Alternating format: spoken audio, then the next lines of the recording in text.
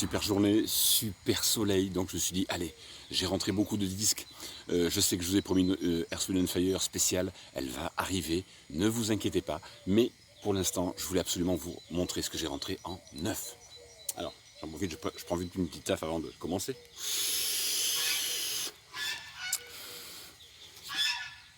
Un petit génie de la Motown. Et oui, Stevie Wonder.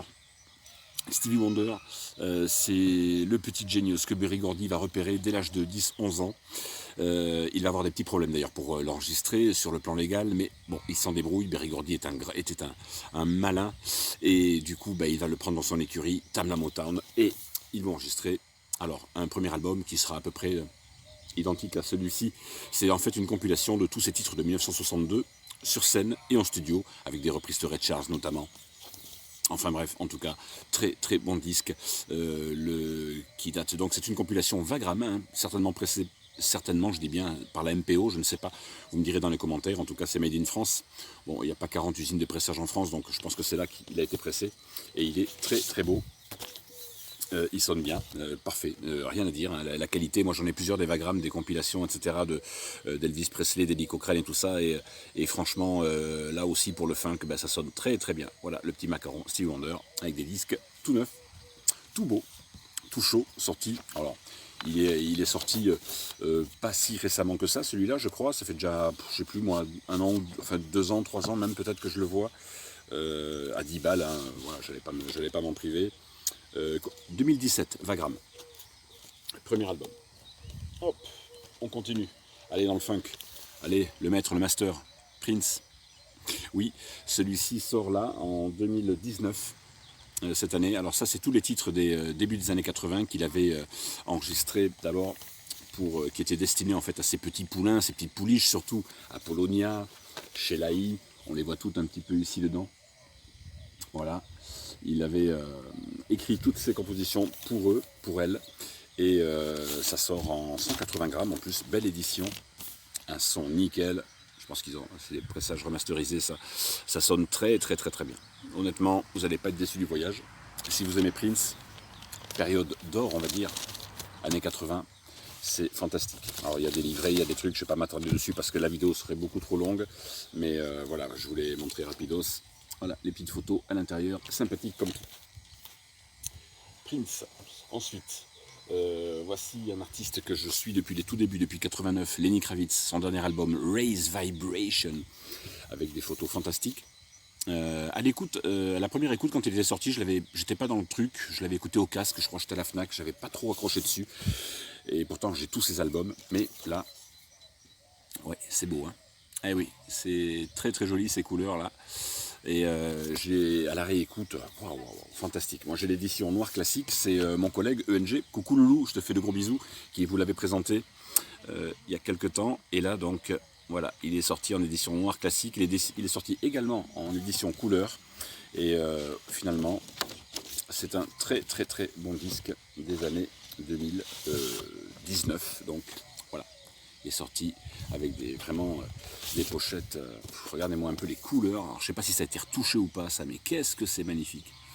Alors oui, je sais qu'il a une maison aux Bahamas ou je ne sais plus où, mais en tout cas, voilà, vous savez les lyrics comme d'habitude, les crédits.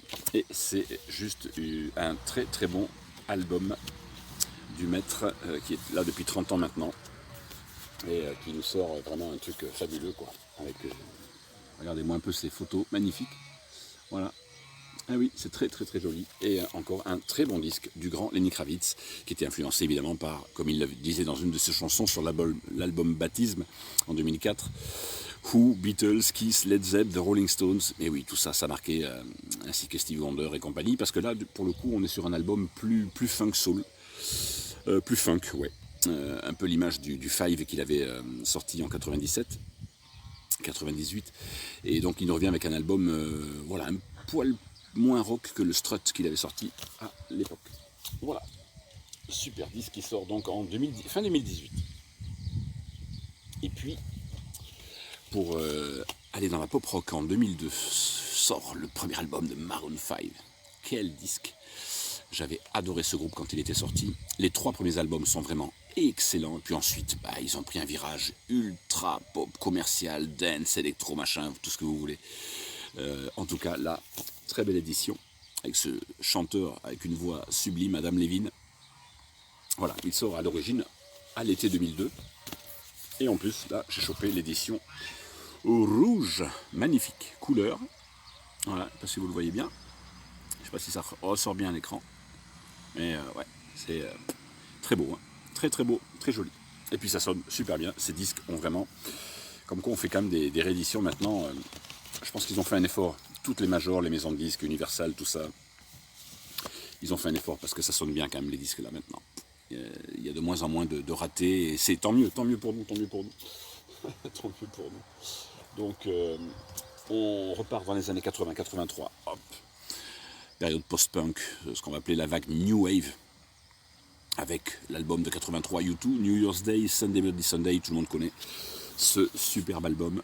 Là, ils l'ont sorti en double vinyle, avec un seul vinyle, pardon, avec des images magnifiques, les crédits, et puis la photo de nos 4 musicos, Bono, Age, Larry, Mullen Jr. et Adam Clayton à la basse. Mac. Ouais, ça c'est beau, ça c'est très très bon. Et évidemment, eh oui, U2, qui n'a pas aimé U2 dans les années 80, avec un joli macaron, comme d'habitude. Voilà, oui, album qui a marqué l'histoire hein, de la New Wave. U2 War, même si c'est quand même de attention, un versant plus rock. Hein. New Wave, on a tendance à mettre tout et n'importe quoi dans ce mot. Durand, c'est de la New Wave et pourtant ça n'a rien à voir avec U2. Les Pêche Mode pareil, là c'était quand même plus rock, on va dire. Mais alors ça, avec le petit garçon là, ouais, ça c'est, elle est connue hein, cette pochette, connue. Je sais pas si ça tourne, oui, je vérifie que ça tourne bien, parfait. Voilà, le YouTube 83, incontournable pour tous les amoureux. Puis quand il y en a un,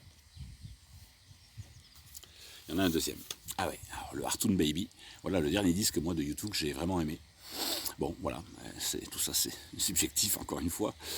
Chacun ses goûts, mais moi voilà, c'est le dernier. Et encore celui-là, il était déjà très froid, très métallique, très. Ils étaient sortis de leur période de Joshua Tree, Walter Hum, où ils étaient rincés, vidés, ils n'en pouvaient plus, ils cherchaient une nouvelle direction musicale. Et donc, ils nous pondent ça. Alors évidemment, il y a des livrets, il y a des trucs, hein, je pourrais vous montrer des photos pendant des heures et des heures, mais c'est vraiment des éditions qui sont non seulement avec, vous voyez, emballage antistatique, mais c'est sublime, hein. Ah, vraiment, c'est pas un gatefold. Et il y a les sous-pochettes et tout d'origine, enfin voilà quoi. Il y a les sous-pochettes avec également. On peut les mettre dans celle-là ou dans les autres. Moi je les laisse dans les antistatiques, je laisse toujours celle-là libre. Hein, c'est au cas où un jour il arrivait quelque chose, machin. En tout cas, les versions sont complètes. On a un peu du mal à les remettre à l'intérieur après. Mais ça c'est un album Hartoon Baby bien sûr qui a vraiment, j'ai du mal à la remettre, qui a vraiment marqué l'histoire du groupe. Et puis après ouais, c'est vrai que bon, c'est là déjà dès celui-ci vous avez des titres comme One bien sûr, The Fly, etc. Quel disque, je pense au Perrin tout de suite, la Vinyl Club. Salut les Perrins. Je pense qu'ils l'ont évidemment ce disque. Il est incontournable, un bijou quoi, un bijou. Et puis on part dans les années 60, on va arriver au rock avec enfin une spéciale Kings. Moi, je cherchais depuis longtemps en vinyle un bon best-of digne de ce nom. C'est un pressage américain avec la petite photo au dos. Ce sont les remasters de 2014. Voilà. Donc la face A en mono, la face B en stéréo, et puisque ça s'étale de 64 à 70. Donc avec enfin You Really Got Me dessus et All Day and All of the Night, qui sont pour moi les premiers riffs rock. Je vous mettrai un petit extrait à la fin de la vidéo, là, histoire de se faire un peu plaisir. Ça c'est vraiment juste extraordinaire. Pour moi c'est le premier riff peut-être que j'ai entendu en rock. Eh oui, forcément, hein, c'est 64, c'est waouh, tout le monde prend une gifle. Hein. Super groupe Kings, quoi, qui a marqué l'histoire des années 60. Absolument fabuleux. Et puis un police sur lequel voilà, le dernier qui me manquait, je ne tombais jamais dessus en vide-grenier, je le vois jamais, je le vois plus. C'est celui de 1981, bien sûr avec Spirits in the Material World. Quel bon disque encore. De toute façon, il y a 5 albums studio de leur vivant à Police, donc le groupe dure de 78 à 83. Il y a 5 albums studio, et voilà, les titres, etc. Liner sympathique, avec comme des plaquettes électroniques. Voilà. Et un super disque qui sonne super bien, avec le macaron. Voilà. Police, 1980. Incontournable, toute cette scène anglaise de la fin des années 70, début des années 80. On est en plein dedans. Ah, tiens, si ça dit à quelqu'un, voilà, c'est pressé chez Sound of Vinyl. Très bonne qualité, quoi. Très très bonne qualité. Pour ceux qui le veulent, petit coupon de téléchargement. Hop, voilà, vous allez sur le site. Je vous laisse quelques secondes à l'écran pour le Police, si ça vous dit. Voilà, hop. Bon disque. Ouais, puis j'adore la pochette, quoi. Très épurée, comme ça, j'aime beaucoup. C'est le seul qui me manquait, j'ai tous les autres en originaux, bien sûr. Mais là, voilà, j'ai eu l'occasion de le choper à 10 balles, donc je ne me suis pas privé, vous me connaissez. Moi, c'est ma cote maximale pour des disques neufs. 10-15 euros, pas plus, je ne mets jamais plus. Enfin, j'essaie en tout cas de ne pas mettre plus. Donc, voilà, ça c'est dit tout bon. Police. Et puis, allez, je pense... Allez, Nono, Allez, je l'ai pris, ben, bien sûr, Black Ice, voilà. Eh ouais, je l'ai pris. Parce que, oui, c'est le dernier avec Malcolm, forcément. Donc, je me suis dit, allez, oui, il y a 2-3 morceaux, 3-4 morceaux au milieu que j'aime pas trop, mais le reste, c'est vrai que c'est très bon. Rock'n'Roll Train, le dernier morceau, Black Ice, puis enfin de l'avoir regardez-moi en format comme ça, vinyle. Enfin, on voit bien et oui, l'artwork, hein, qui a été bien travaillé, magnifique. Ah, ouais, je suis content de l'avoir chopé avec des inners. Là, enfin, là, on voit bien, vous voyez, les motifs sont vraiment clairs, limpides. Voilà. Joli macaron, toujours chez Columbia. Black Ice. Voilà, 2008, dernier album avec Malcolm. Alors je me suis dit, bon, ouais, comme je vous l'avais dit sur ma précédente vidéo, il m'avait déçu à l'origine quand je l'avais acheté en CD, avec la même couleur d'ailleurs, il était sorti avec 4 jaquettes différentes, 4 couleurs différentes. Il y avait le ACDC blanc, jaune, bleu et rouge. Je l'avais acheté en CD. Et puis, bah, je me suis dit, allez, à ce prix-là, il faut le prendre, quoi. Là, il y a Phil Rudd encore à la batterie, donc il ne faut pas passer à côté, quoi. Faut pas passer à côté. Et puis, ouais. Ah, mon Dieu, Kiss, le maître du riff, Keith Richards. 92, il sort cet album solo, son deuxième, enfin troisième avec le live. Mais là, qu'est-ce que je suis content parce qu'il m'avait coûté un bras à l'époque en CD quand je l'avais acheté. Je ne l'avais pas vu en vinyle, je ne sais même pas s'il sortait en vinyle, je crois que oui, mais je ne sais plus. Vous me le direz dans les commentaires. Et avec la belle inner sleeve, voilà, Kiss en 92, pardon, nous sort cet album. 88 c'était le live, et puis 87 le premier album, 87-88. Là c'est le deuxième. Je vais essayer de me choper le premier, incessamment sous peu. Je pense que je risque de vous le présenter le premier. Voilà. Superbe riff. C'était évidemment le. Là c'est les Rolling Stones en rock, avec le côté rock de Kiss, bien sûr, quoi.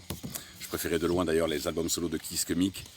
Même si j'aime bien les albums de Mick en solo, mais bon, je préfère Kiss, quoi, 10 fois plus. Donc, en solo en tout cas, Keith Richards. Alors, ils en ont pas vendu beaucoup, hein. Autant lui que Mick, mais comme si les gens voulaient leur faire sentir que non, reformez les Stones parce que vous, séparément, vous nous intéressez pas trop, mais quel album rock. Avec 999, I Did Sims, avec son batteur Steve Jordan, qui sera la production du disque aussi. Une bombe ce disque, une bombe atomique. Et pour finir, le Graal du Graal. Celui-là je l'ai pris aussi neuf évidemment, hein, chez Music on Vinyl, le premier album d'Aerosmith. Alors vous voyez avec le pressage Music on Vinyl, c'est toujours marqué en bas, vous voyez ici là. Voilà. Alors la qualité évidemment est excellente. Mais aussi bonne que Sound of Vinyl, que We Are Vinyl aussi que les récents Back to Black qui sont très très bons. Moi j'ai pas été, on m'a toujours dit ouais Music on Vinyl, il n'y a pas de coupon de téléchargement. Tu vas voir machin, oui c'est très bon mais c'est pas pas meilleur que les autres, en tout cas pour moi. Sur la platine, et pochette antistatique, et évidemment le Columbia, CBS Columbia, qui est distribué à l'époque aux États-Unis. Voilà. Et ça, c'est ouais, le tout premier album, donc je vais pas trop m'attarder dessus parce que je vous réserve également une spéciale Aerosmith. Donc là, c'était pour finir en beauté sur celui-là, parce que ça, c'est le tout du spectacle. 73, tous les disques là que je vous ai présentés étaient évidemment cultes et très bons, mais celui-ci, mes amis, j'étais content. Il me manque plus que le deuxième, et c'est tout. Et voilà, premier album 1973, avec Mama Kin dessus. Moving Out, Walking the Dog, reprise blues, Make It, Dream On, le fameux slow Dream On, évidemment, qui va propulser ces gamins de Boston tout en haut, des sommets rock, hard rock. On les appellera les Stones américains, mais musicalement, il n'y avait rien à voir avec les Stones, c'était du hard rock. Là, on est sur le premier album. Génial, j'espère que ça vous a plu, les amis. N'oubliez pas de mettre le petit like, bien sûr, si vous en voulez d'autres, de vous abonner si ce n'est déjà fait, partagez. Et puis surtout, voilà, encore une fois, likez, c'est super important pour que les vidéos soient diffusées et qu'elles soient plus visibles sur YouTube. Voilà, mes amis, je reviens très vite vers vous pour la spéciale Earth, Wind & Fire, d'autres spéciales aussi, Aerosmith, dans quel ordre, je ne sais pas trop, mais en tout cas, je reviendrai vers vous pour du neuf. J'espère que ça vous a plu. Ciao, ciao, les amis. Profitez bien du soleil si vous avez la chance d'en avoir. Et puis, écoutez de la très bonne musique, quoi. Ciao, ciao, à bientôt. Bye.